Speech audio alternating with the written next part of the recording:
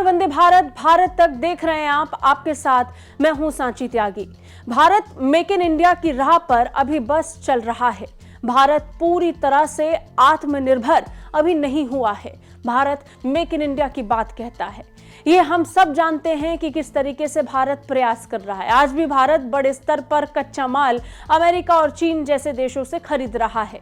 इस निर्भरता को घटाने के लिए भारत के प्रयास पहले से जारी हैं, पर यह भी सच है कि इसी निर्भरता की वजह से अब भारत को बड़ा खामियाजा भुगतना पड़ेगा। अमेरिका में ट्रंप की वापसी के साथ उनके टैरिफ वाले ऐलान ने कनाडा, चीन और मैक्सिको का दिमाग पहले ही खराब कर रखा था। सो रही सही कसर अब बाकी देशों के लिए पूरी हो रही है। ट्रंप ने अभी आदेश जारी भी नहीं किया और नुकसान खुद अमेरिका समेत भारत और बाकी दुनिया को उठाना पड़ेगा, क्योंकि चीन बड़ा ऐलान कर रहा है।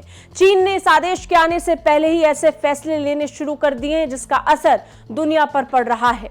अमेरिका के साथ साथ इसका असर भारत पर भी पड़ने वाला है। कैसे, चलिए जानते हैं।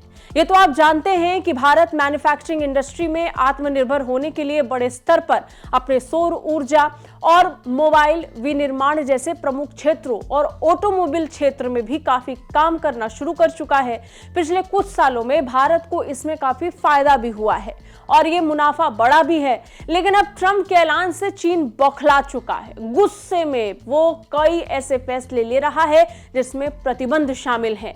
इसे नकारा नहीं जा सकता कि पिछले कुछ सालों में भारत की मैन्युफैक्चरिंग इंडस्ट्री में आई तेजी प्रत्यक्ष या अप्रत्यक्ष रूप से चीन द्वारा आपूर्ति किए जाने वाले कच्चे माल, घटकों और सहायक उपकरणों पर निर्भरता की वजह से ही हुआ है।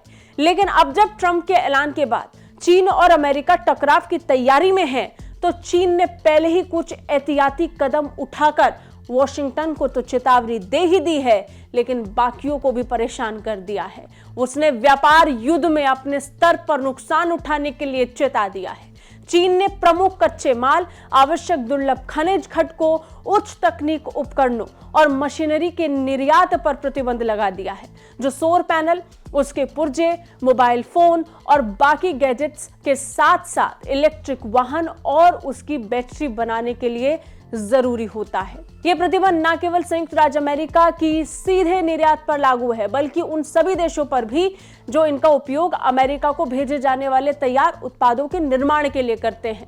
अब आपको बताते हैं कि चीन ने किन चीजों पर प्रतिबंध लगाया है। इसकी शुरुआत दिसंबर 2024 से हुई। दिसंबर 2024 में चीन ने गैलियम और जर्मेनियम के निर्यात पर प्रतिबंध लगा दिया, जो सौर सेल उत्पादन के लिए महत्वपूर्ण है। और इसके तुरंत बाद इसने एंटीमनी पर भी प्रतिबंध लगा दिया, जो अर्धचालकों और आवश्यक रक्षा प्रौद्योगिकियों के लिए महत्वपूर्ण माना जाता है।